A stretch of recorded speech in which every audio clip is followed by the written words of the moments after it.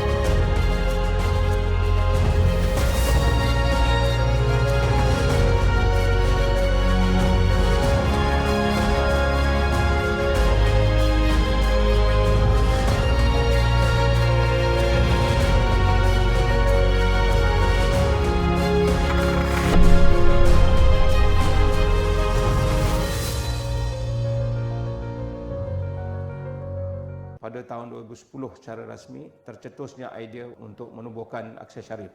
So fokus Aqsa Sharif ketika itu ialah bantuan kemanusiaan khusus kepada Palestin. Cabaran awal ialah kita nak kenalkan produk itu. Saya kebetulan bulan Mei itu kisah flotila Mabir Marmara. Dalam tu ada ahli bot Aqsa Sharif, ada 2 orang. Ustaz Hasanuddin, pengurusi pertama Aqsa Sharif, dan Dr. Selamat. Walaupun misi ini tidak berjaya sampai ke Gaza, tetapi ia telah memberi kesedaran yang meluas isu Palestin ini kepada masyarakat antarabangsa. Jadi itu benar-benar melonjakkan Aqsa Sharif di mata masyarakat lah, walaupun ketika itu ianya baru ditubuhkan. Begitulah seterusnya sehinggalah kita membuat keputusan untuk menjenamakan semula Aqsa Sharif kepada My Care. Saya merasakan itu memang satu keputusan yang tepat untuk go join all those forces and then buat projek tu sekali. And Alhamdulillah, I think we make the right choice. It's not the name. The name is not important. What is important is the content. Tragedi kemanusiaan yang berlaku sama ada disebabkan oleh konflik, peperangan ataupun musibah alam. Kepekaan yang kita sudah bina sekian lama ni sepatutnya secara otomatis melimpah juga kepada isu-isu lain yang memerlukan perhatian, memerlukan bantuan. Bila kita bercakap tentang kemanusiaan, di sana tidak ada sempadan. Tidak ada sempadan ras, tidak ada sempadan kaum, tidak ada sempadan agama. Matlamat kita juga untuk mendidik masyarakat supaya tidak menghukum. Ya, bila berlaku sesuatu bencana, apapun bentuknya, kita tidak menghukum. Tapi yang terlintas dalam fikiran ialah untuk membantu. Nilai yang kita nak bawa ni mudah saja. Sensitif, peka dan bersedia untuk menghulurkan bantuan. Itulah masyarakat yang kita sebut sebagai masyarakat yang rahmah, penuh dengan kasih sayang. Recognition daripada segenap lapisan masyarakat yang kepercayaan yang dibagi. Bila kita cakap My Care dah disburse more than 120 million dalam masa less than 10 years, itu satu kejayaan yang besar. And the trust daripada masyarakat. Kita dijemput oleh ROC untuk di-review, kita pergi, dan ROC berminat dan yakin dengan cara kita, dia recommend ke Bank Negara pun letakkan kita sebagai wakil ROC untuk diaudit oleh Financial Action Task Force. Kemudian yang tahun lepas dengan kerajaan baru pula kita terlibat dalam projek bersama dengan Yayasan Kebajikan Negara, report projek di bawah Timbalan Perdana Menteri untuk bantu YKN campaign kepada sumbangan kepada Palestinian. Keyakinan, the trust yang menyebabkan, yang membolehkan kita tercapai apa yang kita capai selama ini. Kepercayaan yang dibagi itu satu amanah yang besar yang kita perlu buat. So these are all the barakah yang kita rasakan Allah pemudahkan banyak benda. sangat berbaloi because misi-misi ini membuatkan kita lebih menjadi manusia insya-Allah yang lebih baik, yang lebih memahami dan sebagainya. You cannot imagine lah, it was tapi berbaloi sebab kita merasakan you only have Allah to rely on. What you actually give doesn't have to be money. What you give actually is yours. Buat sikit pun tak apa. Don't expect result immediately. Kadang-kadang the result will come with your persistence lah. Little drop become an ocean. Kena ingat tu all the time. Untuk Michael dia nak berpanjangan, tak boleh duduk mungkin cara macam ni lagi dah. Sekarang ni kita terima dari 5 orang. Kita potong sikit untuk kita punya persemusuhan. Tak cukup bagus. Karena itulah Michael kena fikir sekarang ni ke arah untuk jadi financial independent. Kita kena ada satu wing business yang mana business itu akan finance kita punya kerja. Kita go to zero cost. Kalau orang tu bagi 100 ringgit tu lah kita bagi sampai ke Palestin, ke Syria, ke mana-mana sebagai Rohingya kan. Kalau kita ada duit lebih, kita sendiri pula jadi salah seorang penyumbang. We have reached to a certain level. We are among the top 5 or top 10 humanitarian NGO in Malaysia. So we have to think of how kita boleh work internationally, globally. Contoh, macam mana kita nak dapatkan penyumbang daripada UK. So maybe we have got to have an office kat UK. Michael dia akan terus berjalan. Kami yang dianggap sebagai pelopor ni akan cuba mewariskan Michael dalam bentuknya yang terbaik supaya boleh disambut oleh generasi hari ini dan terus memacunya pada tahap yang lebih. Kita yakin generasi hari ini lebih berkemampuan, lebih empowered, lebih diperkasakan dengan kemahiran yang mereka ada, penguasaan teknologi yang mereka ada, kemampuan mereka untuk mengikuti perkembangan dengan rapat. Semua itu tidak memberi alasan kepada generasi hari ini untuk terus menapak dengan pantas dan juga pantas bagi membawa itu ke Malaysia. Kita percaya Michael akan terus maju ke depan dengan pencapaian-pencapaian yang lebih cemerlang. Itu doa dan juga harapan.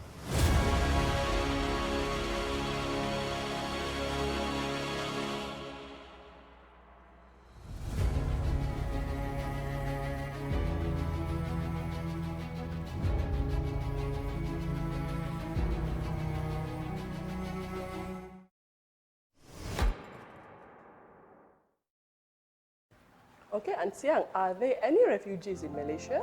Yeah, we have a lot of different country of refugee in Malaysia, including Palestine, Afghanistan, Iraq, Rohingya, Somalia, so on and so forth. Yeah, we understand that Rohingya is the most dominated ethnic group of refugee in Malaysia. I see. So they are the biggest group of Yeah. refugees right now. All right. So I think we're also quite familiar with that. However, I think it would be helpful as well if you can just explain to us what are the challenges you think the Rohingya refugees face in their daily lives. Yeah, in here I will emphasize on two sectors. First one is on medical, then the second one on the education part. About the medical, previously in Malaysia, the refugees are enjoying free medical service in our public hospital. All right. Only public hospitals? Yeah, previously, before 2005, I think before that. But after that, now the refugee with UNHCR card, Oh, the refugee card that they the have. refugee card, you have refugee card, you can enjoy 50% of discount from the foreigner price. I suppose that is more expensive? Yeah, the price after discount is just similar to the private hospital. Oh, that is very expensive. So the refugee will just choose go to the private hospital. I see. Yeah, then this is the first problem. The second problem is on the education part. Alright. In Malaysia, we don't have any school to accepting them. So we just have refugee school running by the NGOs or by the local refugee community. They're running and then And they are outside the government system yes, they Yes. don't have any legal system for them. for any certification and all those things. Huh? Yes, I see. I think they can get the international one, but they don't have this opportunity among themselves. The Yes. second thing is they can't afford. Yes. Yeah, in very young ages, their family will just encourage them to go to work to earn some money for their family. I think there is a serious problem of access and opportunity regarding refugee children that we are facing in Malaysia. Yeah, this is some sharing about Malaysia. Alright, so Ansiang, relating to the challenges you mentioned, what would be your personal hopes for the Rohingya community in Malaysia? This is my personal point of view. I think every refugee in our country or refugee around the world, they wish to go back their homeland one day. Oh, very important. I think we want to emphasize on this context first. They want to go back their homeland. If their homeland is peace, is The very- homeland where they have been raised and they have been nurtured. Yeah. So this is the first thing. Then the second thing that I hope that they can enjoy access to their basic need in their daily life. Basic Things- needs, very important thing. Yeah, such as like medical, education, so on and so forth. So I think one day they can enjoy like a human being. All right. Okay. I think for my part, I think the lives of the children concerns me the most since you mentioned the lack of access to education. Yes, I wish we can provide them maybe with a more pleasant childhood because, as we all know, children are the most innocent party when it comes to conflict. Yeah. So yes, I think there's a lot of similarities that we share with them compared to differences. Yeah, that's the story in Malaysia. Teo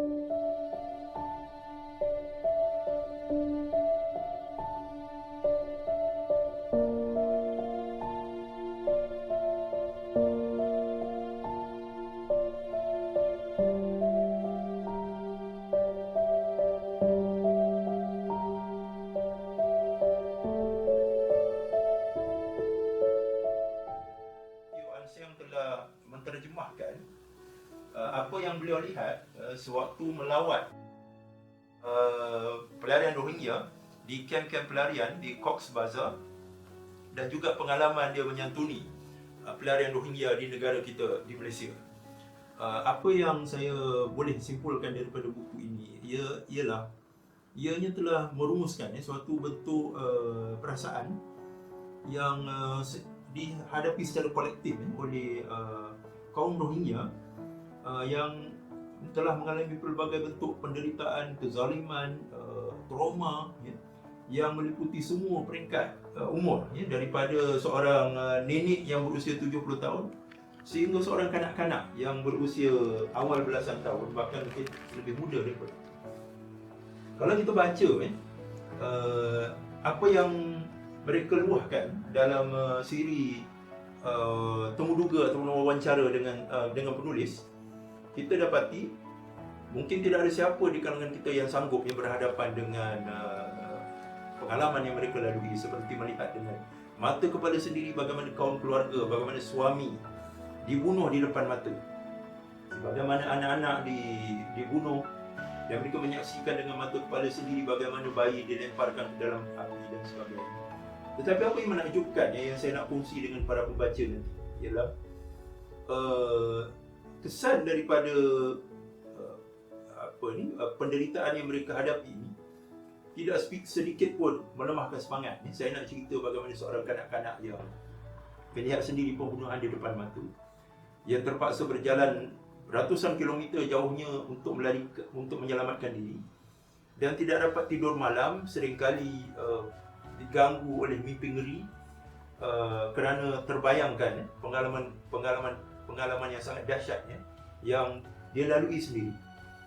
Tetapi apabila Teo An Siang bertanya kepada seorang kanak-kanak perempuan ini, apakah harapan beliau, apakah harapan dia, walaupun setelah melalui satu pengalaman yang cukup pahit, tak mungkin dilalui oleh seorang kanak-kanak biasa, ialah jawapannya lah dia mahu ke sekolah. Iaitu menunjukkan bahawa dalam keadaan sedemikian pun mereka tetap meletakkan pendidikan sebagai jalan keluar untuk salvation, untuk mengangkat diri mereka supaya keluar daripada keadaan yang sangat menyedihkan.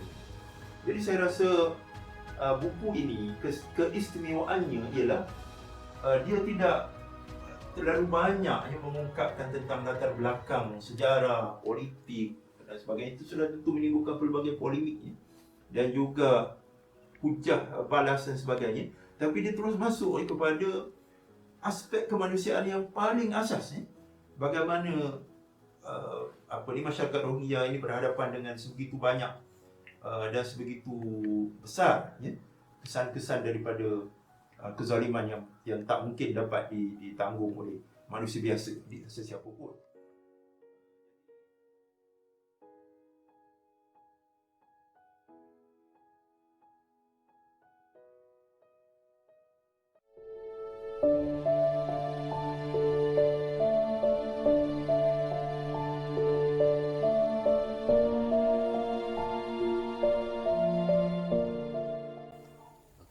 Saya Dr. Ahmad Munawar Helmi dari Imam Response and Relief Team Imarat.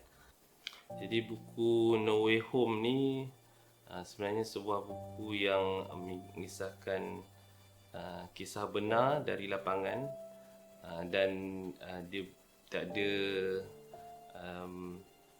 intention atau niat lain, tapi hanyalah untuk memberi lebih penerangan lah kepada mereka di luar sana mengenai kisah-kisah pengalaman pelarian ini sendiri. Jadi antaranya memang saya sangat terkilan lah, terutamanya bila baca kisah-kisah bila anak-anak kecil nampak sendiri di depan mata mereka apa terjadi kepada keluarga mereka.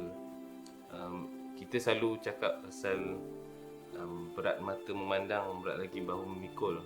Ini berat kita yang membaca, berat lagi mereka yang sendiri alami. Kadang kita tak boleh terbayang lah apa yang mereka alami itu memang terjadi betul. Kita baca sekejap, beberapa saat saja, beberapa minit saja, dan lepas tu mungkin kita lupa. Tapi diorang ni, apa yang diorang alami itu memang apa yang akan mereka ingati sepanjang hidup mereka. Dan bila saya baca kisah-kisah yang terdapat dalam buku ni, kita pun tak tahu apa jadi kepada nasib mereka. Buku ni kisah perjalanan penulis daripada 2018, 2019. Tapi kisah-kisah mereka ini kita tak tahu apa jadi, dan buku inilah jadi saksi terpahat apa yang menjadi kisah mereka. Dan memang kalau ikutkan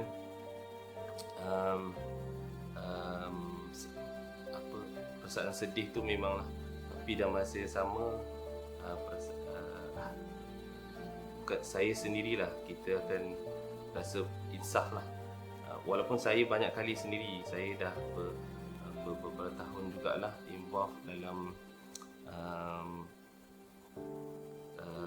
dalam menyantuni pelarian ini, terutamanya dalam Imarat kita memberi bantuan dalam sudut kesihatan, tetapi kadang-kadang kita pun tak ada masa nak menyelami perasaan mereka ataupun nak mengetahui kisah mereka. Sebab saya doktor, kita just rawat saja. Tapi kisah ni di sebalik kita melawat orang insan-insan ini, ada kisah yang memang tak dapat dilupakan oleh mereka. Kadang-kadang saya rasa apa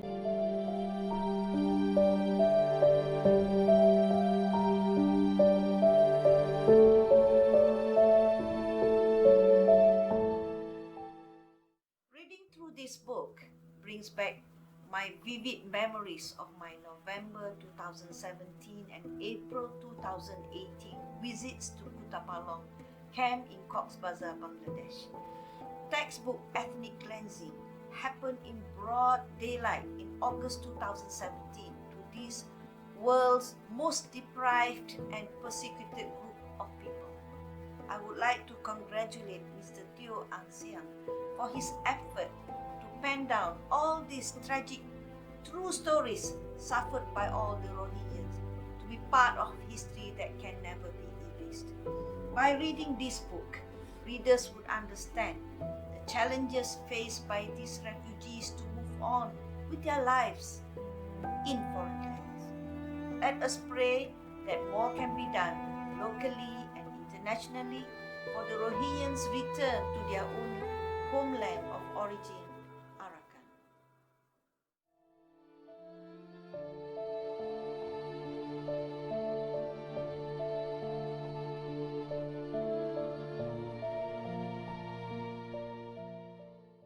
Assalamualaikum, salam sejahtera tuan-tuan, puan-puan, saudara-saudara yang kasihi sekalian. Saya Azlan Shah Nabis Khan daripada Arba Foundation.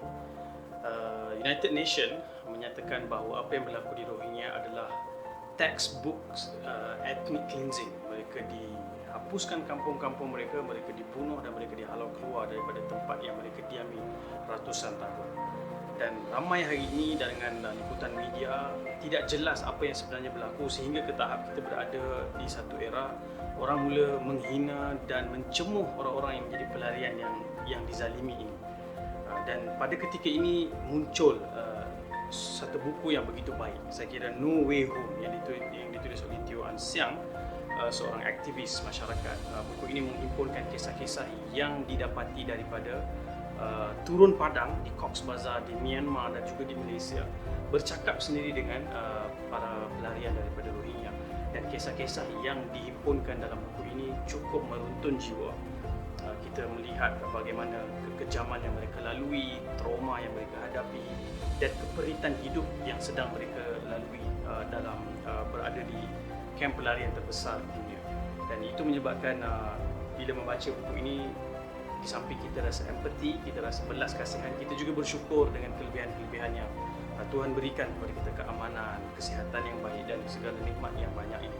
Jadi saya kira dalam era yang begini pincang dengan segala maklumat yang tidak tahu di mana sumbernya, sentimen-sentimen yang dibakar, ini buku yang saya kira akan membantu meluruskan semula sifat peri kemanusiaan kita dan juga fikiran dan perasaan yang jernih melihat manusia lain menderita dan merasai keperitan itu bersama, bukan mencemooh, bukan merendahkan. Jadi saya mengajak tuan-tuan, puan-puan, saudara-saudari mendapatkan buku ini, No Way Home, yang diterbitkan oleh Gerak Budaya Enterprise dan juga MyCare, yang ditulis oleh Teo An Siang, seorang aktivis yang menghimpunkan kisah-kisah secara terus daripada lapangan. Jadi pastikan anda miliki buku ini dan baca dengan mata hati. Terima kasih.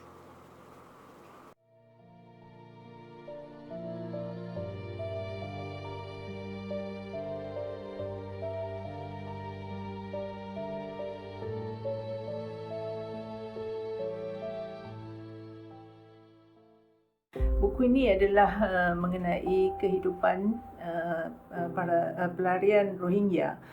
Saya berpandangan ianya sebuah penulisan yang sangat baik, di mana penulis telah berjaya menemu ramah pelarian Rohingya di beberapa tempat, iaitu di Bangladesh, di mana mereka ini telah terusir daripada negara mereka, di Myanmar sendiri, melihat sendiri keadaan kehidupan mereka di sana, dan juga di Malaysia. Di samping itu, bahagian 2 dan 3 buku ini juga menceritakan bagaimana NGO kemanusiaan memberi bantuan kepada pelarian Rohingya.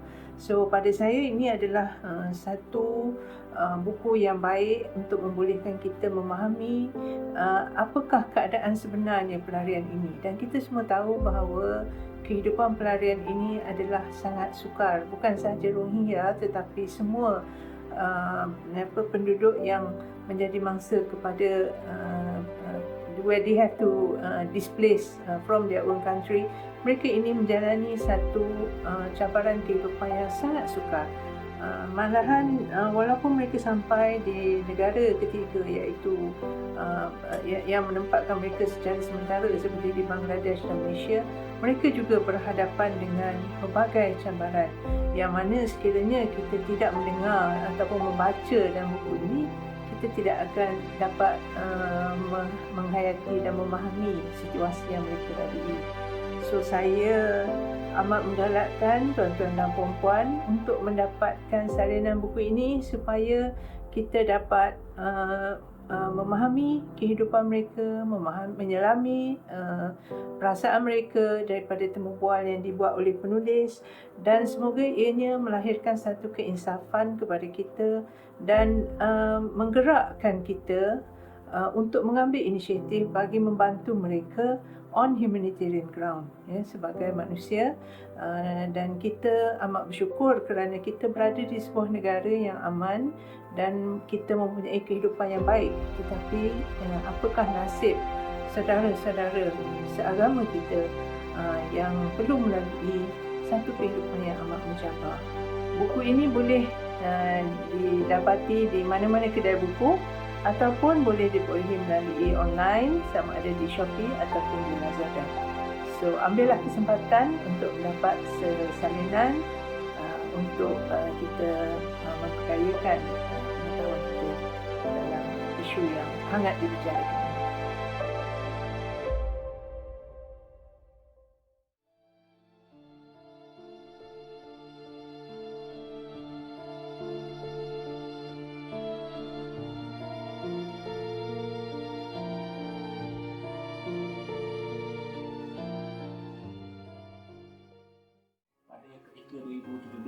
bila berlaku kebanjiran besar-besaran ratusan ribu daripada 25 Ogos 2017 daripada Myanmar ke Bangladesh. Saya duduk dengan dia. Saya adalah wartawan pertama yang membuat liputan satu di harian tentang isu ini, dan ada beberapa NGO yang juga melakukan pengurusan ke sana. Dan isu Rohingya adalah isu yang saya mula saya bersama untuk membuat di konflik sebenarnya akhir 2012. Saya punya pengarahan. Baru kali Kem Putu Pantung yang sama ada ratusan ribu, saya kat situ masa itu ada 3 bukit. Hanya ada beberapa puluhan family. Masa itu baru nak dibuka kawasan. Saya juga antara wartawan dari Indonesia yang menyertai dipanggil Food Flotilla to Myanmar. Hantar 2,300 kan bantuan makanan yang kita dapatkan ke Myanmar dan juga Bangladesh. Kita turun daripada bukan hanya di Cox's Bazar, tapi hingga kepada di bawah di Bangladesh, kawasan Teknam, iaitu sebagai antara Bangladesh dengan Myanmar. Sebenarnya buku ini sendiri menyentuh hati saya sebab dia disiapkan oleh seorang aktivis muda dan dia cerita semua benda yang dia jumpa.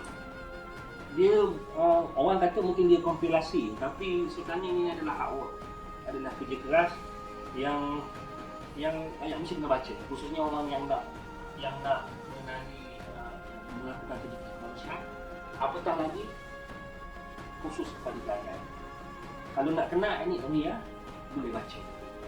Ini salah satu buku yang saya syorkan.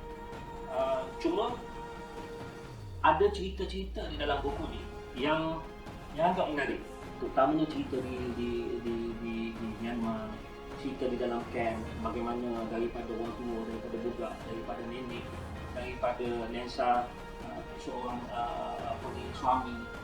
Itu yang benda yang menjadikan buku ni sesuatu yang perlu dibaca. Kalau baca buku ni mungkin boleh kenal.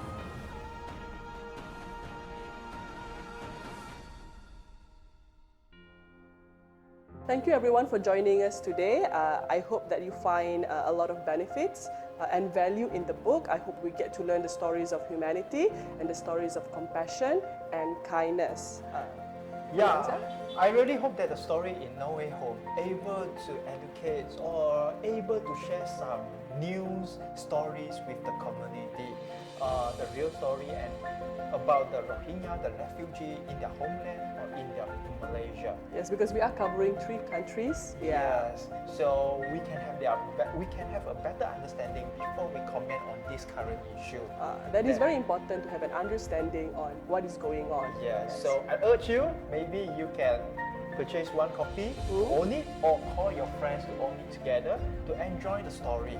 So your comment or any recommendation is much appreciated. So I think we getting to the last part, the ending parts of this launching. Thank you everyone. So I think never again to become a refugee. All right. Thank you so much, An Xiang. Thank you.